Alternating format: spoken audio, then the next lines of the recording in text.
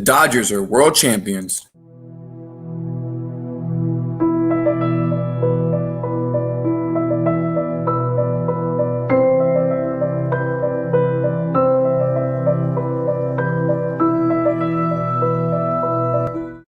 Welcome, everyone, to the More Than Phillies Sports Talk Show. It's great to be here with all of you today. We have an exciting show in store. It is 10:45 here on the East Coast.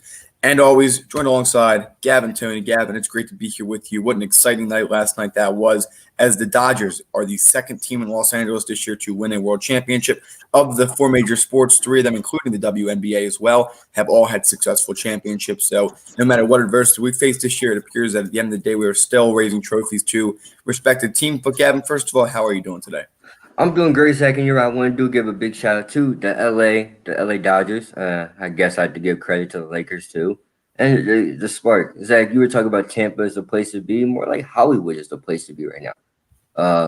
But Zach, there's some things about last night's game that I'm not too happy about. I did have the Dodgers winning, Zach. I know we both did, but Zach, I'm doing great. Last night's game was fantastic. But how are you? I'm doing good. I'm just glad my prediction actually held true. Dodgers in 6. We thought, given it was a bullpen game, it was not going to be pretty, and it did not look pretty in the first inning.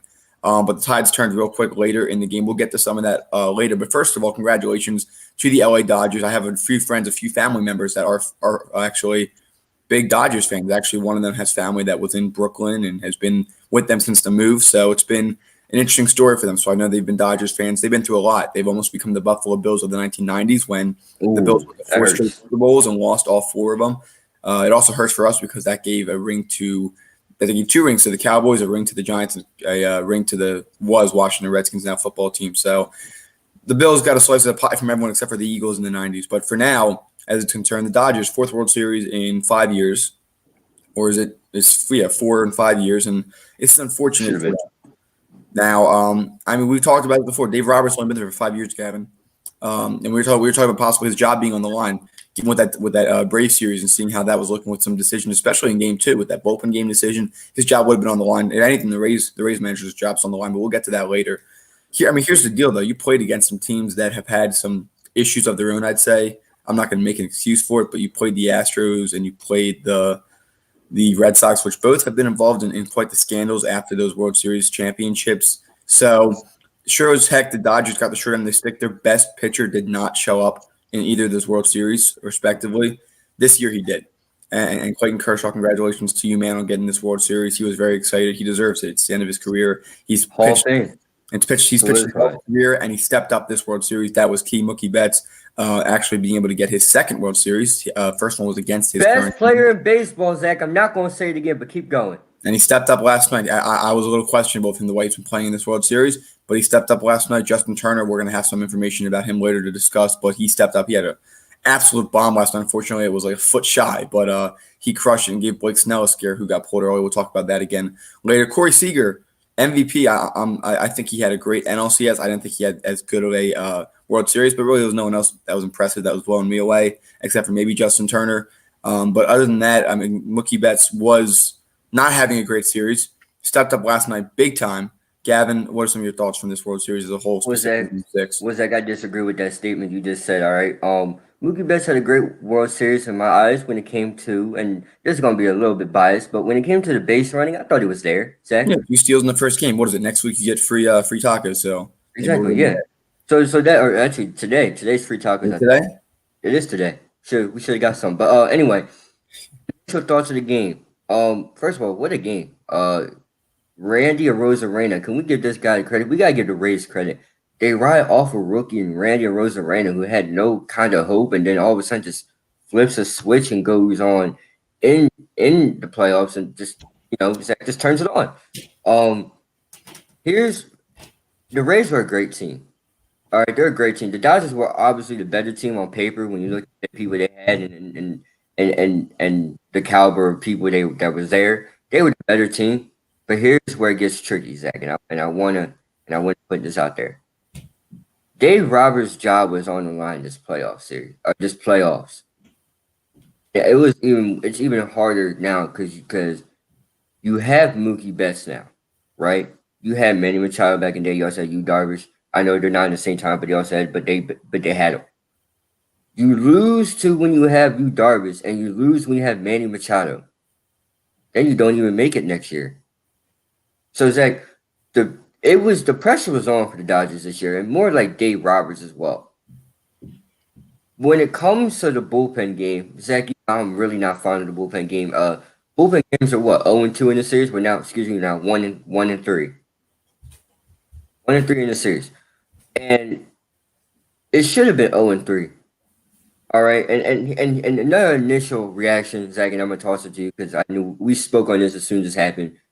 Blake Snell, he was dealing, Zach. Zach, he had 9 strike. Correct me if I'm wrong. 9 strikeouts, 2 Yeah, hits. 10. He had one more. He had 10 strikeouts. 10 strikeouts, 2 hits. And Kevin Cash walks out of the dugout, and I'm saying to myself, what is he? What is he just gonna go talk to him, just see what's going on, just see how he's doing? He did the little finger motion, Zach. He did the finger point to the bullpen, and I said, "You gotta be kidding me! You gotta be kidding me!" And then Nick Anderson comes out, and Mookie Betts, who by the way struck out twice to Blake Snell. Let's put that out there. The first 3 batters struck out twice to Blake Snell. Correct? Mookie Betts had 2. I think Corey Seager had 2, and I think Justin So Turner. all three of those guys had a combined 6 strikeouts in those both at bats for them. Exactly. So Zach, I'm sitting here. I'm like, what the hell was that? Why would you do that for? You don't take out someone that's dealing. We said the same thing about Gabe Kapler. 73 pitches. Opening day. Zach, I immediately text you. I said, this series is over now. This series is over now. It's over. What did I respond with? I said analytics killed baseball. And it's true. And I know our analytics teacher is going to have to is going to be going to Not in baseball. I'm sorry. I will defend this. You can pull whatever stats you want to me, but when it comes to this is a human sport. Do you think there is something you can't measure in analytics, and that's momentum. If you think Blake Snell didn't have momentum last night, I don't give a damn. You're more likely in the third at bat against Mookie Betts to give up something. The other guy gave up a home run, so why not let your guy Dillon do it? And he probably wouldn't have. This guy, and listen, we are not fond of what his comments were. Honestly, I forgive him for what he said. He has really showed up big. The only time he had the only bad outing he had was in the wild card series against the Yankees. We laughed about it, but he's been dealing straight fires since. He gave up 2 hits last night, and they pulled him. I don't understand. No runs. I don't get it. What, like, you're really looking at analytics saying, gee, I really should pull him right now. Let me take my emotions out of it. No, that's not what – baseball's been fine. Baseball's been fine since the 1800s, all right? I mean, it wasn't fine until Jackie Robinson broke the color barrier, but since then we've been having a great diversity of players in this league. We have had nothing short of more talent coming to the league, and damn analytics are ruining it. I'll say it, all right? Analytics are great in football. Like, who are you more likely to throw to with a certain amount of separation? Who's generating the most yards after the carry? That's great stuff. But even in baseball, analytics is pretty good. The only time I support analytics is when it comes to pinch hitting and fielding. That's it. When it comes to pitching, if a pitcher is doing really well, even though statistically speaking, they do worse than their third at bat against them, if the momentum's there, you got to keep going with it. Even if analytics takes you to the World Series, you got to take it out when you're in the World Series. But damn it, Zach, when you are in an elimination game and you have, I'm going to say, he's arguably the ace. I know sometimes they put Glasnow in front of him, but he now is the ace of Tampa Bay. Okay, well, he is the ace. Your ace is dealing. He's not struggling. He's dealing, Zach. We couldn't. Some pitches through 6 innings. Six innings. And Zach, I'm a firm believer in this, and you can tell me what you think. If Blake Snell doesn't get pulled, gets out of that inning, right? He goes into the 7th, maybe even 8th inning. And then what? The Rays win. I think the Rays going to win. I said yesterday, Zach, they probably wouldn't give up a run that inning. It'd probably be 1-0. If the Rays win Game 6, they might go on to win Game 7. That's how I believe. I mean, I said yesterday the offense was going to cool off at some point, and last night it did. But if they could have squeaked by with a win, they could have heated up for Game 7 tonight, which is not going to happen. Randy Arozarena was the only run they had, and that was in the first inning. And that's how damn good Blake Snell was. He came in the lead, he stepped on the mound with a 1-0 lead, and he left with that 1-0 lead. Yeah, he left with it. He didn't give anything else up. 2 hits. Give up 2 hits. 2 hits, 73 pitches, 10 strikeouts. And there's a saying I like to say in baseball. This is how I describe my baseball when it comes to pitching. If they're getting lit up or tore up, ladies and gentlemen, what I mean by lit up, I mean if they're just giving up hits and runs, like it feels like when I'm watching Jake Arrieta or anybody from the Phillies pitch, if they're getting lit up and tore up, sit him down. There was no reason for Kevin Cash to walk himself out there, to go motion to the bullpen, to take out a guy that was dealing. If I'm Blake Snell, I want to request a trade. Because you know what? They got in their own. They got in their own way. Gave it back. Zach, last night was Blake Snell's game to lose. And what I mean by that is, as long as his arm was working and his stuff was working and he was getting calls, because he was getting some calls, by the way, Zach, but he was also getting a lot of swing and misses. Those outside pitches for the righty was pretty consistent all night. Exactly. So, my honest opinion, Zach, if Blake Snell is out here doing his job, working right, no problem. Don't send him down. All right. If that was me, Zach, I'm gonna leave him out there. Zach. It was Blake Snell's game to lose, just like that. I'll put it just like that. Why would you not leave him out there? I don't understand it. The pitch count's good. The innings are good. The hits are good. 73, what? 73 and 6 innings? Put that into your analytics. So he's good after 73 pitches. 73, I don't know. Yeah. They second guess themselves. They hurt themselves there, and it's the same reason that we got Gabe Kapler out of Philadelphia. Is Kevin Cash in trouble? Yes or no? No. No. The Rays came from nowhere this year, pretty much. They had a great rookie, just a bad decision late, and hopefully he'll learn from it. If he doesn't, maybe next year. We always talk about, Zach, how once they always say one swing can change the game. One swing of the bat changes the game. Well, I'm gonna add a new thing. One person, one pitcher, one arm can change the game as well. You take them out, and then the Dodgers not only do the Dodgers score, they also get the lead too, and you never get it back. The offense was completely stalled yesterday for the one guy single-handedly whooped you, and Mookie Betts, best player in baseball. Zach, we getting that for another day. With that, Doc, kind of after this. 2020 in a picture. Justin Turner coming back to the field. We'll cover that after this. We are now offering a new product on our Teespring. Wear a mask in public. We are now supporting a custom designed mask with our logo on it. Purchase it today, and 10% goes to a foundation of our viewers' choice. It offers a full nose and mouth coverage. Single-sided print, includes 2 2-inch elastic ear loops. Non-medical grade product, and finally, $1 from every mask sale is donated to a nonprofit to feed children in need. Enjoy today's episode. The irony of having a mask commercial right before we talk about this. That's why I said 2020 in a picture, Gavin. I just learned of this morning. I don't know when. I don't know what was going on. I mean, Heard this last night.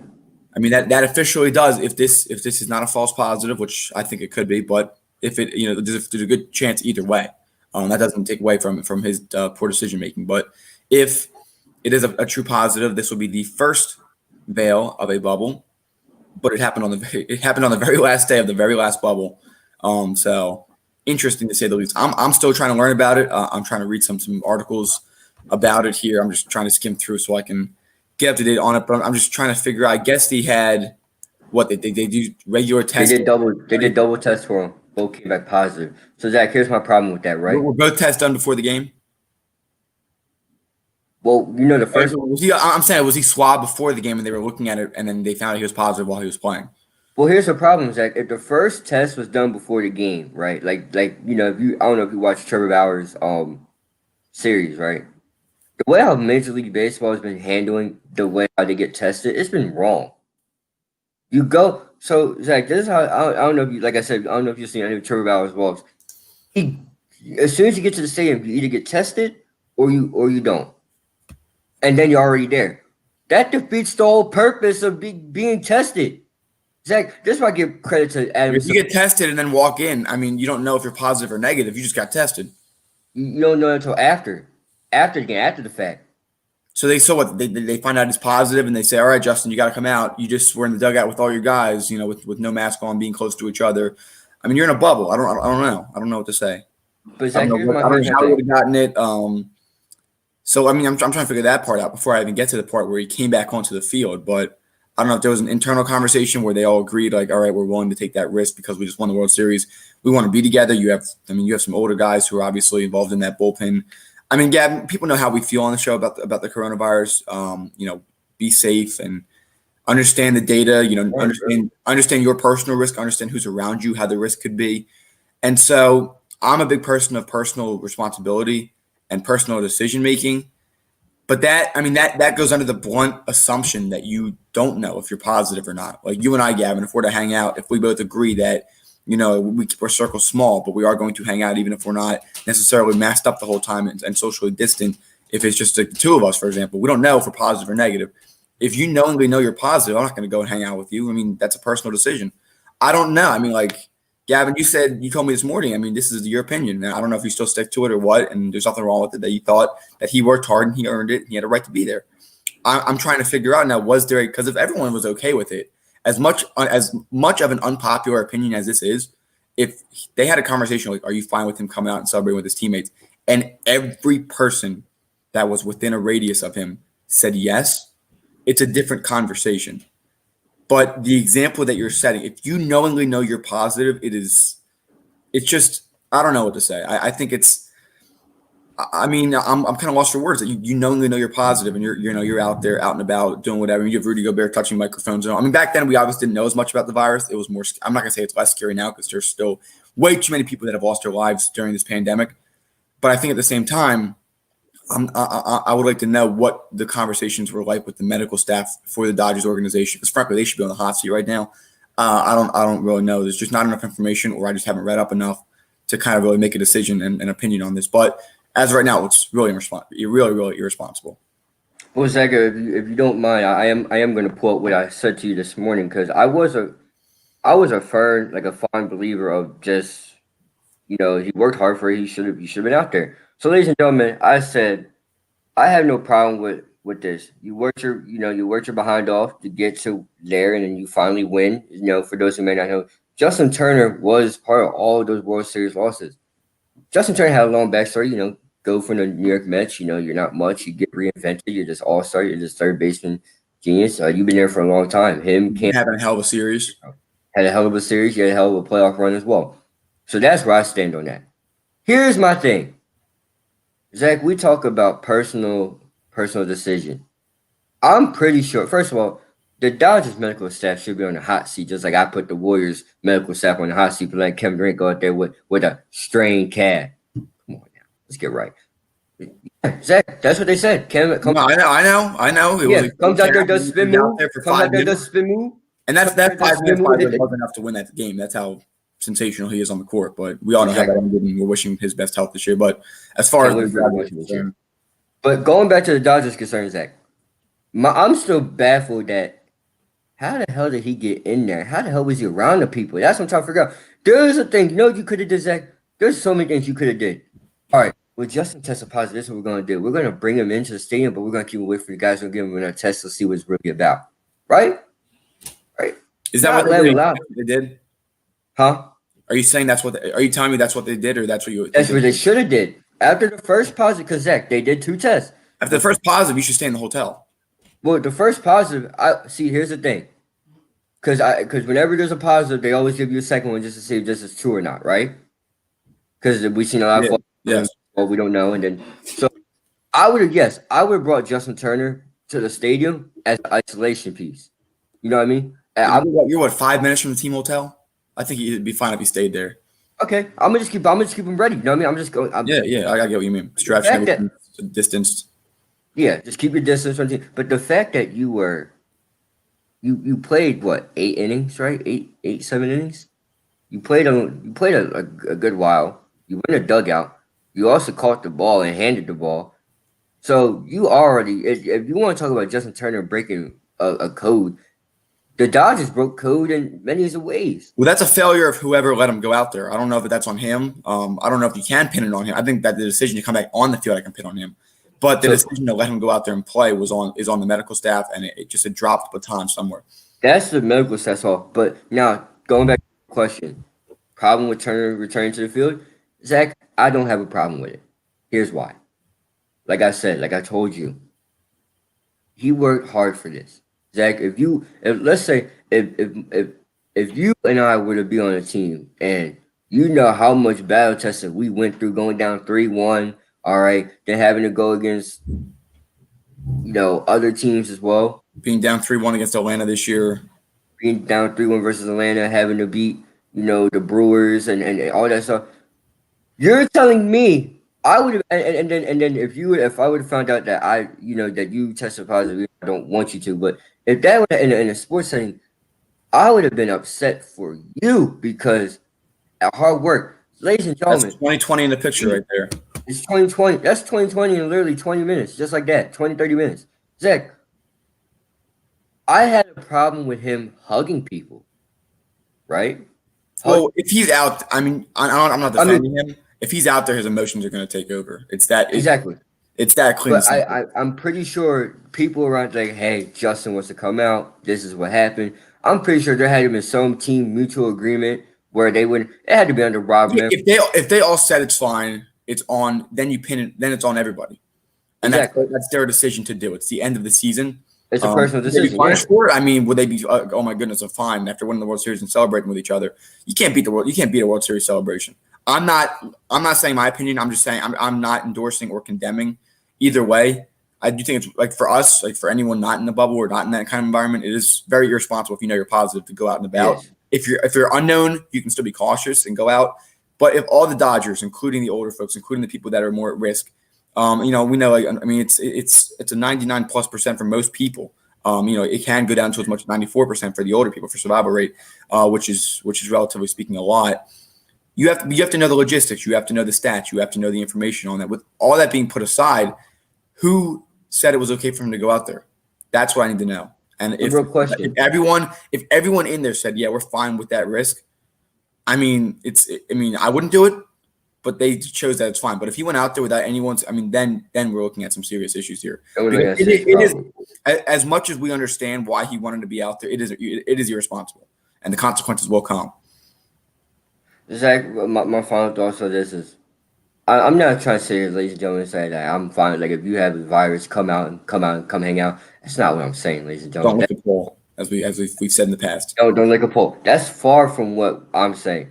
But Zach, in this instance, right, I feel for Justin Turner. I just hope that it was a team mutual agreement, meaning everyone was okay with him coming out. But if it was just a Justin Turner agreement, just wanting to come out there, it's hard to say no to the guy.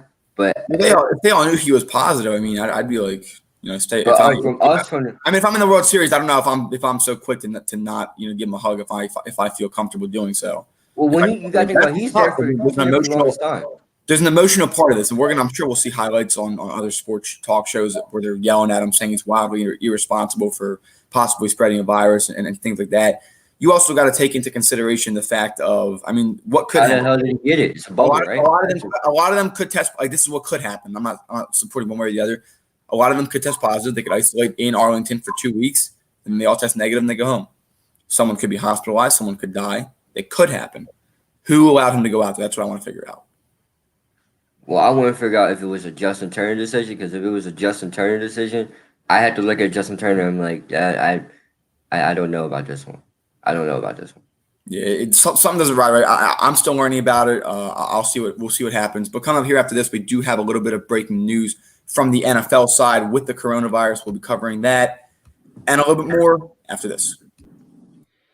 Would you like to know how you can support the More Than Philly Sports Talk Show? If so, head down to the comments on our YouTube channel. You will see 2 links there. The first is our Teespring, where you can see a wide variety of apparel products, including our signature product, the More Than Philly Sports Talk Show sweatshirts, offered in a variety of different colors, including gray, navy blue, and more. Finally, we have our Patreon page, where you can become a monthly donation member.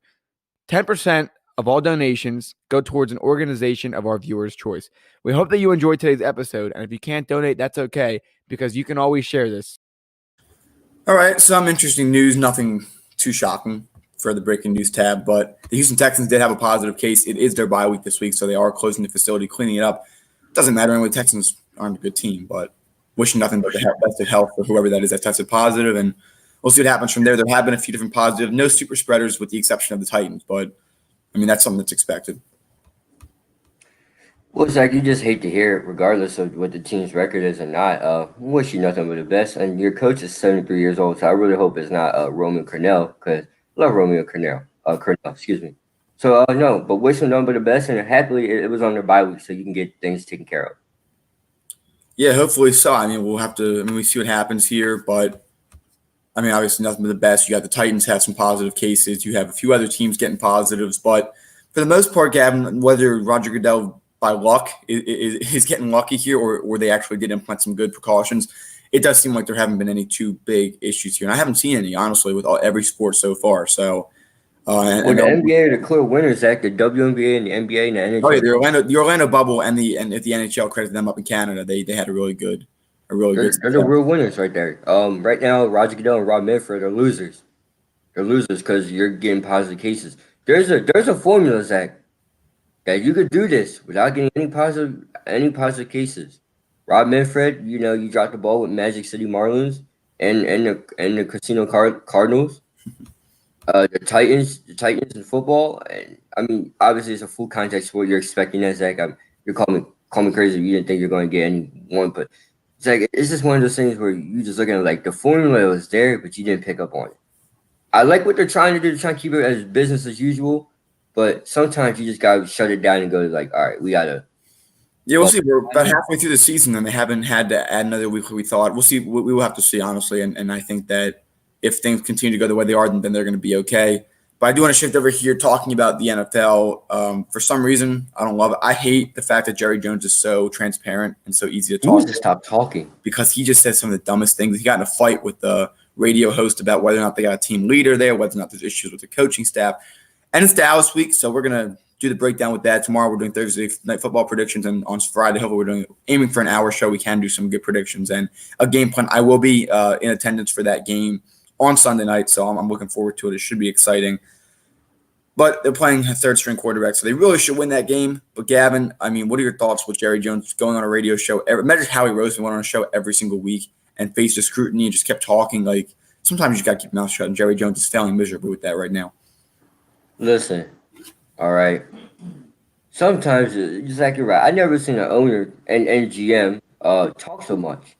When is the most? To be honest with me, Zach, Jeffrey Lurie and Howie Roseman. Let's add up their combined time of talking to the media. It would be like what under under 5 maybe after the season.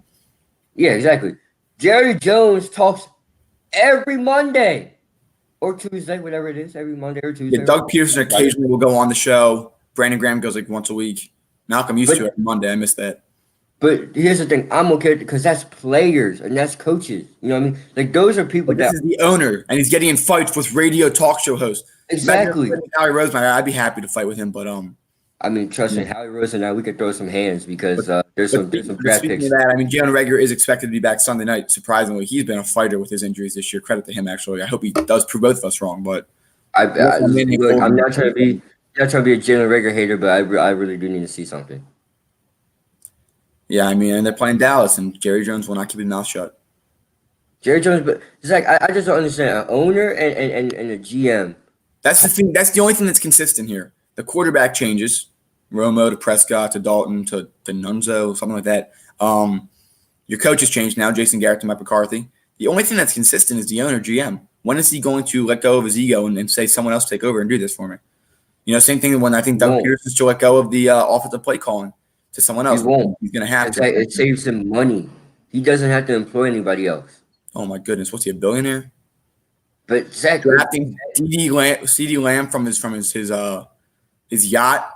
You're telling me like you could have drafted a good defensive player. Then you could have gotten Patrick Queen on the board. They could really benefit from another great linebacker right now. But you know, I'm sure he was happy then to draft CD Lamb. It's a damn shame they're not going to CD playoffs this year. But Gavin, anything else you wanted to wrap up on here? Playoffs. I like what you did there. That was a good one.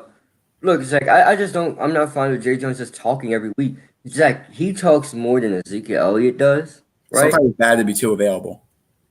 Exactly. It's a life lesson for anyone, by the way. Don't always be too available. That's why I love Jeffrey Lurie. He opens his mouth when needed, right?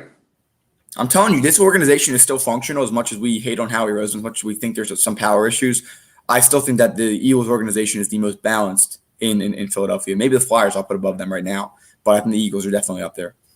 I want to throw the Sixers up there because the Sixers are a good organization. I can't stand the ownership group. Don't get me started on that today, man. Even the Sixers are up there. They can't even keep talent. They couldn't keep Jimmy Butler. Brett Brown with the whole fight. You knew you were going to fire Brett Brown the next year. All right, whatever. All right, we're going to agree the Phillies are a mess. Can we agree with that? Well, first of all, yeah, of course. All right, we're good then. You only had to say anything about that. I knew it. That's why I didn't say they were up there. Man, the Union are good, so I guess they got to go. Here. Kevin Durant is part of the Union ownership group, and they've been deep in the playoffs last year, and they're winning this year. Hey, look, how Kevin Durant? If Kevin Durant sees this, invite us to a Union game. We'll be happy to go. Well, hey, what are the top 5 worst owner are just like front offices in all sports, like basketball, baseball. The Browns, the Cavaliers, the Knicks. Trying to think of other football teams. Bengals aren't too fond. And put the Phillies up there, I think. Washington's really The Jets. Football team is actually on its way up because of how good their coach is, but Dan Snyder's still a mess. By the way, congratulations on Your final cancer treatment.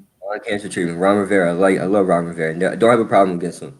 He's gonna fix that team, I'm telling you. They might make playoffs this year. They're a great defense. Great defense. Zach, going back to the question, bad ownerships. I'm actually gonna rank these guys. I'm gonna go Browns, right? I'm gonna say Knicks last, so you don't have to speculate on that. Oh no, the Knicks are number one, so you don't gotta worry about that. I'm not going to. Browns are 1. Or Browns are 5, right? I'm gonna throw the Giants at 4 because the Giants are really bad. I'm gonna say the Phillies at 3, the Jets at 2, and you already the New York Knicks at number 1. I mean, it just doesn't get any worse than that. It really doesn't.